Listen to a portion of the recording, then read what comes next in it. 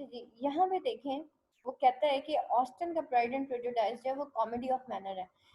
मैं ये बता रही थी कि जितनी भी बुक्स होती है ना, जितने भी हमने नॉवेल्स ड्रामास पढ़े हैं, वो किसी ना किसी सोसाइटी से रिलेट करता है। अभी आपने अपने बुक्स के ऊपर लिखे जरा, 18th सेंचुरी सोसाइटी पे इसने सटायर किया था, आपको पता होना चाहिए। जब आप सोसाइटी का लिख देते हैं ना, ये बुक जो है फलानी सोसाइटी को रिप्रेजेंट करती थी, तो आपके मार्क्स डबल हो जाते हैं। कॉमेडी ऑफ मैनर्स थी, 18th सेंचुरी सोसाइटी थी, particularly expectations from the women. Women की एक्सपेक्टेशंस क्या थी, ठीक है। अब स्टार्टिंग में ही हम देखें तो मिसेस बिंगली चाहती हैं कि उनकी उनकी एक्सपेक्टेशन क्या थी कि उनकी जो बेटियां हैं उनकी किसी अच्छे घर में शादी हो जाए, ठीक है, ताकि उनका स्टेटस सिक्योर हो जाए। दूसरी तरफ जो है एलिजाबेथ बेनेट जैसी जो लड़कियां थी, वो जो है ये एक्सपेक्ट करती थी कि उनको जो है एक ऑनर मिले, एक इज्जत मिले। ये एक्सपेक्टेशंस ही हो गई ना, एक्सपेक्टेशंस ऑफ वीमेन क्या थी। शार्लोटे जो है वो अपना घर सिक्योर करना चाहती थी, ठीक है, इसलिए उसने कॉलिंस के साथ शादी कर ली। जेन जो है शी वॉज मतलब वो एक जनरस थी, एक रोमांटिक लड़की थी, तो फाइनली उसने भी अपना मैच ढूंढ लिया। She that was her expectation कि उसकी फिर फाइनली बिगली के साथ शादी हो जाती है। और मिसेस बेनेट की क्या एक्सपेक्टेशंस थी, वो जो है बस एक सिली सी खातून थी, और वो जो है उस सोसाइटी के अंदर कोई भी रोल प्ले नहीं कर रही थी सिवाय अपनी सिली गॉसिप्स के। उसके बाद जो है हमारा लिडिया जो है वो भी एक ख्वाबों और ख्यालों में रहने वाली लड़की थी, और वो अपने ख्वाबों का शहजादा ढूंढने के चक्कर में जो है वो भाग जाती है, और फाइनली वो बिकम जैसे फ्लर्टियस इंसान से शादी कर बैठती है, ठीक है। यानी कि वो आउटर अपेयरेंसेस से जो है इन्फ्लुएंस हो जाती है, और फाइनली वो बिकम से शादी कर लेती है। तो ये जो है जितनी भी, फिर इसके बाद जो है लेडी कैथरीन, उसकी एक्सपेक्टेशन ये थी कि उसकी बेटी की शादी जो है वो डार्सी जैसे एरिस्टोक्रेटिक इंसान के साथ हो, ठीक है। और दूसरी तरफ जो बिंगली सिस्टर्स हैं, वो ये चाहती थी कि मतलब उनके जो घर में उनकी एक्सपेक्टेशंस क्या थी कि जी जितने भी खवातीन हैं जो कि मिडिल क्लास हैं वो हमें झुक के सलाम करें, they are inferior to us, so they have to be just like as inferior to us. क्यों, तो उनको एक्ट करना चाहिए कि जी ये हमारे शायद गुलाम है, या they are just like the servants. तो these are the different aspects of the society expectation from the women जो कि वहाँ पे दिखाई गई।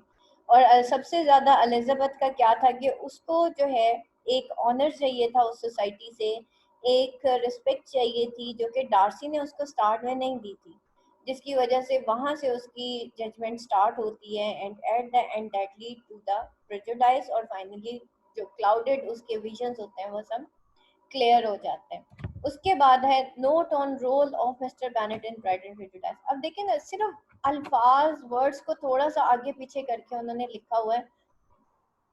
सटायर है, ठीक है। सबसे पहले तो क्लासिक कॉमेडी ऑफ मैनर्स है। देखिए क्वेश्चन के जो है हिस्सा देखे ना, दो हिस्से हो गए ना, फिर बल्कि तीन हिस्से हो गए। एक तो पहली बात ये कॉमेडी ऑफ मैनर्स है, ठीक है। दूसरा प्राइड एंड प्रेजुडिस जो है वो सटायर है। अब आप सबसे पहले कॉमेडी ऑफ मैनर्स को बयान करेंगे कि कॉमेडी ऑफ मैनर्स होती क्या है, यानी कि जिसके अंदर जो है मैनर्स का मजाक उड़ाया जाता है, उसी को ही कॉमेडी ऑफ मैनर्स कहा जाता है। और उसमें जो है वो स्पेसिफिकली उसने सटायर किया 18th सेंचुरी सोसाइटी को, जिसके अंदर क्या था, क्या क्या 18th सेंचुरी सोसाइटी थी।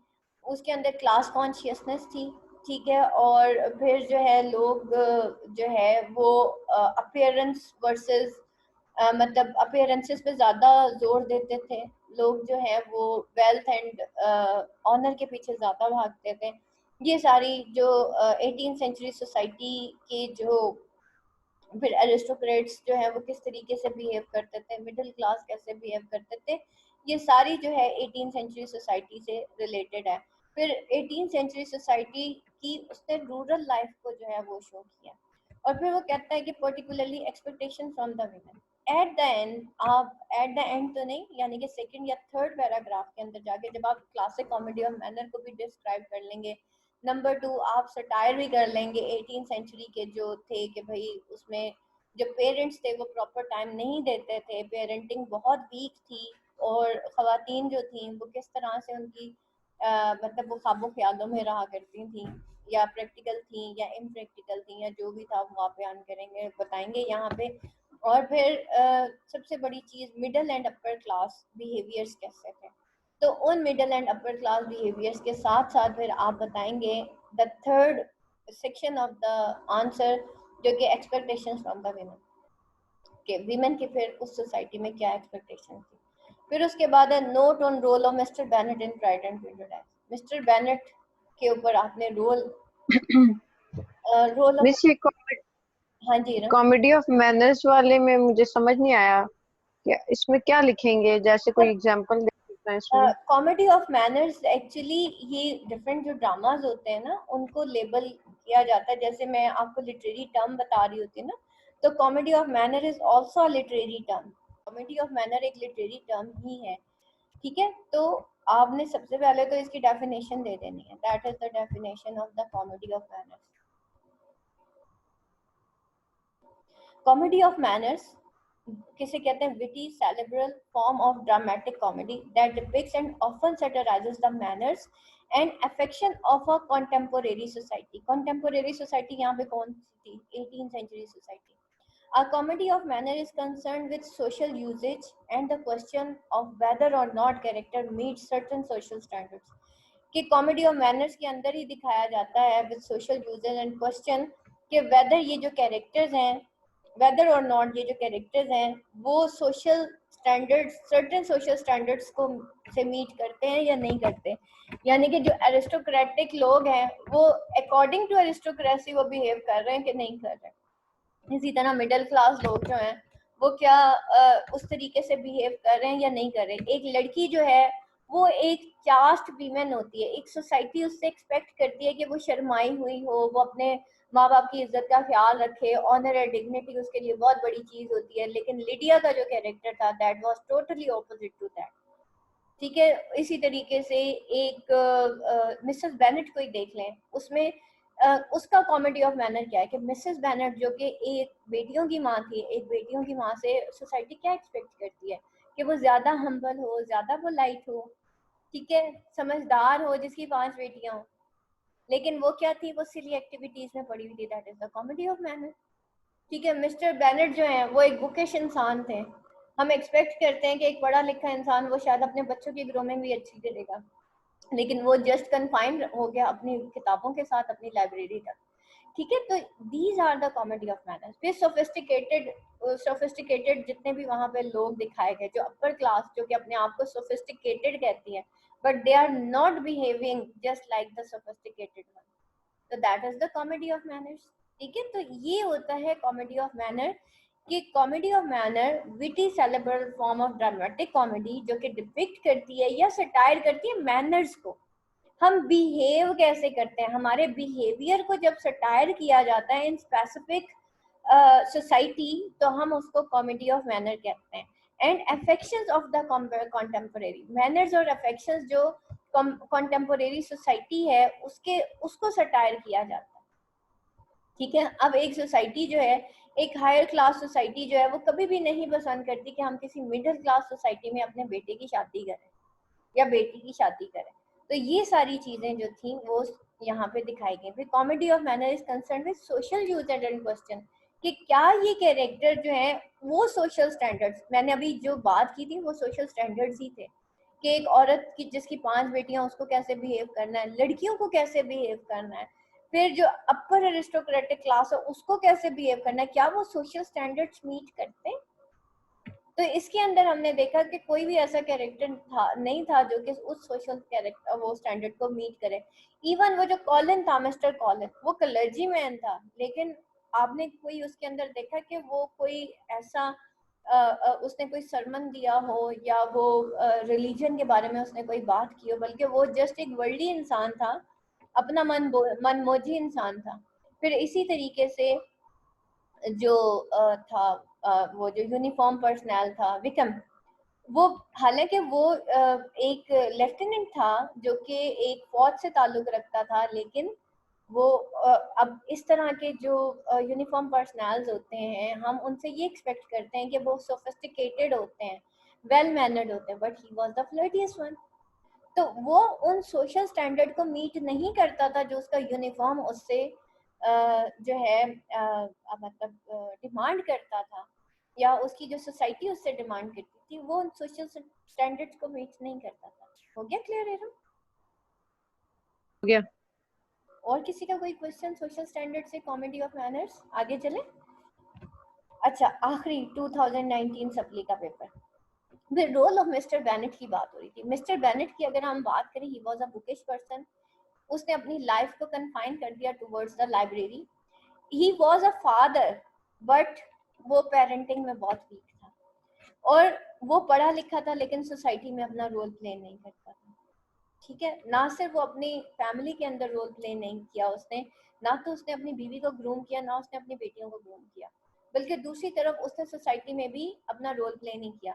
और जब विक्रम जो है वो उसका बन जाता है, दामाद बन जाता है, तो वो जो है चैलेंज करता है जो कॉलिन शार्लोटे के बाप को, कि भाई मेरा जैसा दामाद ला के दिखाओ तो पता चले। यानी कि वो एक जिसे कहना चाहिए, इसको कहते हैं सुपीरियोरिटी कॉम्प्लेक्स, कि जो मेरे पास है वही बेस्ट है। हालांकि विक्रम जो एक फ्लर्टियस इंसान था, और उसने किस तरीके से अपनी बेटी की शादी की थी, तो ये इसके अंदर सुपीरियोरिटी कॉम्प्लेक्स भी था।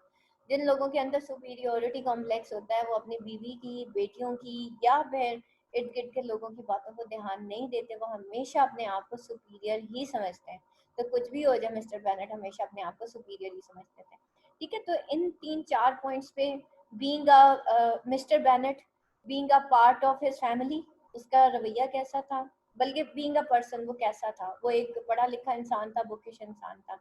उसके बाद बीइंग अ हस्बैंड वो कैसा था, बीइंग अ फादर वो कैसा था, being a part of this society वो कैसा था, उसकी नेचर कैसी थी। 5 पॉइंट्स हो गए। इन 5 पॉइंट्स पे 600 वर्ड्स आपके आराम से बन सकते हैं अगर आप एक एक पॉइंट पे पैराग्राफ लिखें। ठीक हो गया, तो ये 12.5 का नोट आया हुआ है। अच्छा, उसके बाद है 2019 सप्ली, देखें, critically comment on how Jane Austen pride and prejudice exposes class distinction and struggle, social norms and rules and the fact that money runs society. बहुत ही इंटरेस्टिंग सा क्वेश्चन है ये, कि कमेंट करें आप जेन ऑस्टन के pride and prejudice, जो कि एक्सपोज करता है किसको, क्लास डिस्टिंक्शन को एंड स्ट्रगल। अब क्लास डिस्टिंक्शन और इस क्लास के दरमियान जो स्ट्रगल है उसको शो करता है। उसके बाद सोशल नॉर्म्स को शो करता है, यानी कि ट्रेडिशंस को शो करता है। और उसके बाद जो है रूल्स, नॉर्म्स एंड रूल्स, यानी कि उसके सोशल स्टैंडर्ड्स जो है उस सोसाइटी के, उसको शो करता है। और fact that money run society, और ये फैक्ट के पैसे से ही सोसाइटी चलती है, ये आप लोगों ने बताना है। तो अब यहाँ पे देखिए, क्लास डिस्टिंक्शन और स्ट्रगल हम देख चुके हैं, सोशल नॉर्म्स को भी हम डिस्कस कर चुके हैं अब, और significance of the money and wealth in a society ये भी हम कर चुके हैं। तो अब आप देखें, अगर इसी क्वेश्चन को अगर आप 3 सेक्शन में डिवाइड कर दें, और सबसे पहले क्लास डिस्टिंक्शन और स्ट्रगल को ही आप अपर एंड लोअर एरिस्टोक्रेटिक क्लास को डिस्कस कर लें।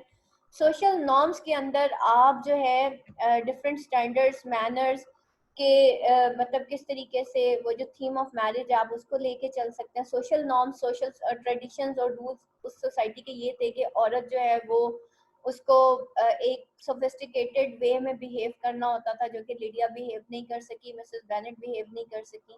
ठीक है, ये सारी चीज़ें सोशल नॉर्म्स एंड ट्रेडिशंस में पेरेंटिंग भी आ जाती है, बिहेवियर्स भी आ जाते हैं। There are many many things जो कि अभी हम पिछले क्वेश्चंस में वो डिस्कस कर सके। Money runs the society, yes. इसके अंदर हमने कॉलिन और शार्लोटे की मैरिज देखी, फिर स्टार्टिंग में ही जब बिंगली की एंट्रेंस ही होती है उस एरिया के अंदर, तो वहीं पे पता चल जाता है कि मनी रन्स द सोसाइटी। और वो जो शुरू का ही जो अभी आपको मैंने लिखवाया था,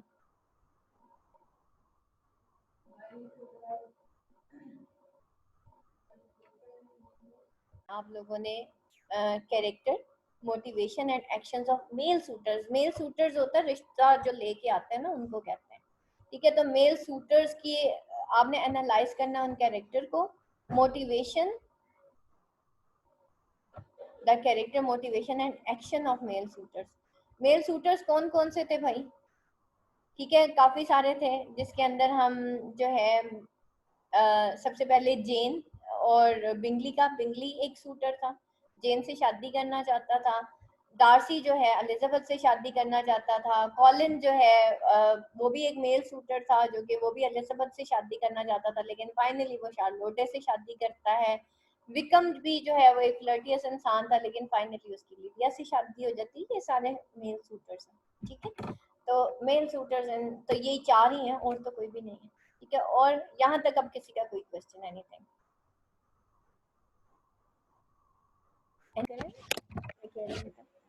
मैम ये जो मेल शूटर्स है, मेल शूटर्स में हम मिस्टर बेनेट का नहीं लिखेंगे मिसेस बेनेट के लिए? बेटा बेनेट की तो पहले से शादी हुई हुई थी ना।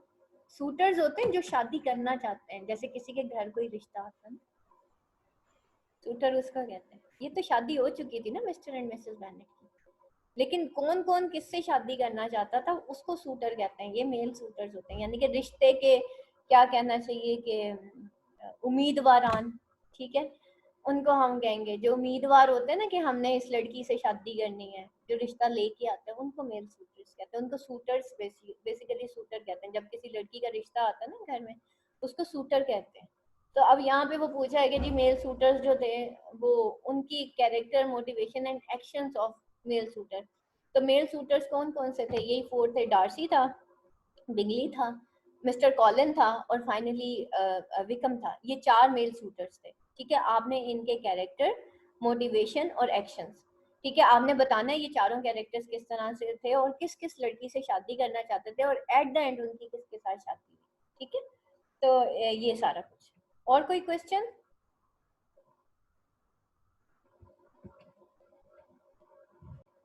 सुब्हानक अल्लाहुम्मा व बिहम्दिका अशहदु अल्ला इलाहा इल्ला अंता अस्तगफिरुका व अतूबु इलैक। अस्सलामु अलैकुम व रहमतुल्लाहि व बरकातहू।